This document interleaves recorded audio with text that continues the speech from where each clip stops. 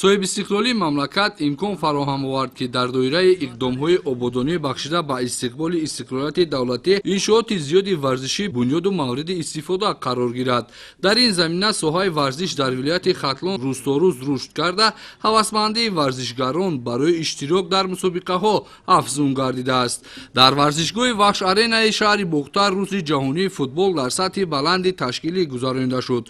باید گفت که امروزها در شهر و ناحیه‌های ولایت ختلان در برابر دیگر نمودهای ورزش همچنین رشته فوتبال نیز در حال رشد قرار دارد. طبق اطلاعات در شهر و ناحیه‌های ولایت ختلان جهت سزاوار پیشواز گرفتن 35 سالگی استقلالیت دولتی جمهوری تاجیکستان انشاءات ساحه ورزش به نقشه گرفته شده تا امروز تعداد زیادی آن مورد استفاده بری قرار گرفته است. باید ذکر نمود که اکثر انشاءات بنیاد شونده به خاطر رشد بخشیدن رشته فوتبال در مملکت پیش بینی گردیده است و این اقدام نه تنها بر رشد فوتبال مساعدت میکند بلکه روحبلندی فوتبالبازان را نیز تامین میسازد. ضمن سخنرانی رهبریت ولایت ختلان و نایب فدراسیون فوتبال تاجیکستان قید گردید که پذیرفته شدن تشبث پرزیدنت اساسیاسیون فوتبال آسیای مرکزی پرزیدنت فدراسیون فوتبال تاجیکستان محترم رستم امامعلی با قبول قطعنامه مخصوص سازمان ملل متحد و اعلان گشتن روز جهانی فوتبال باعث روحبلندی هواداران و مخلصان این بازی ورزشی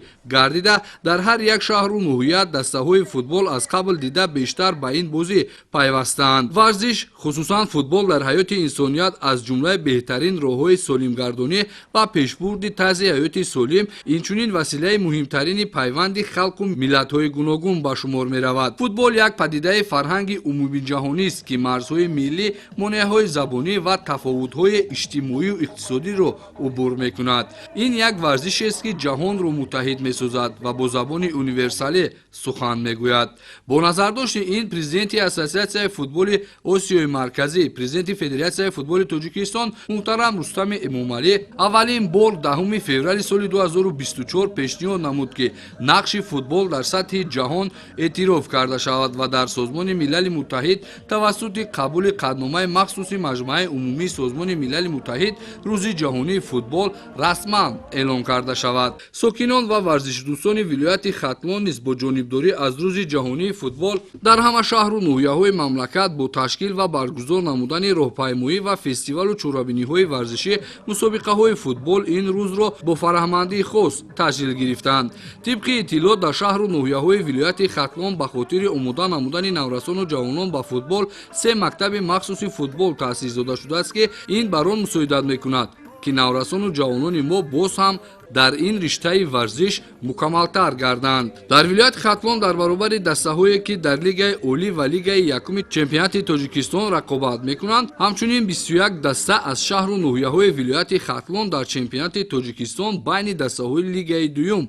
در رقابت می‌شوند. در برابر فعالیت دسته‌های فوتبال از حساب پسران در شهر و ناحیه‌های ولایت ختلان 21 دسته از حساب بانوان تأسیس داده شده است که این در رشد فوتبال بین دسته‌های دخترانه مساعدت خواهد کرد.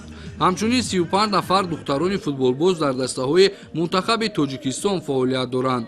سپس در وضعیت تنتنوی به فوتبالبازان نورس رمز فوتبال از جانب رهبریت ولایت ختلان و فدراسیون فوتبال تاجیکستان توپ تقدیم گردید. باید گفت که در روز جهانی فوتبال از شهر و ناحیه‌های منطقه بختر ولایت ختلان 500 نفر فوتبالباز و بیش از 15000 دوستداران فوتبال در این چورابینی اشتراک نمودند. از جانب مربیان فوتبال و دوستداران فوتبال مشق‌های دستجمعی تشکیل و گذرانیده شد که در آن اشتراکداران با روحیه بلند و افتخار از روز جهانی فوتبال اشتراک نمودند. واقعا هم این رشته ورزش فوتبال در روحیه صلح، همفکری، همکاری بین الخلقی، دوستی، تحمل پذیری نقش کلان دارد. دوستداران فوتبال در ولایت ختلان با تشکیل و برگزار نمودن چنین چورابینی سطح بلند اثبات نمودند که در حقیقت دوستدار فوتبال هستند.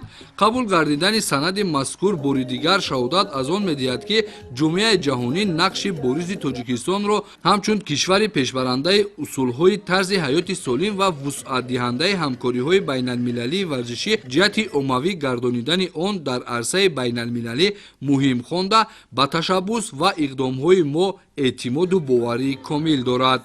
روز جهانی فوتبال در مرکز مأموری ولایت ختلان در سطح بلند تشکیلی گذرانده شد.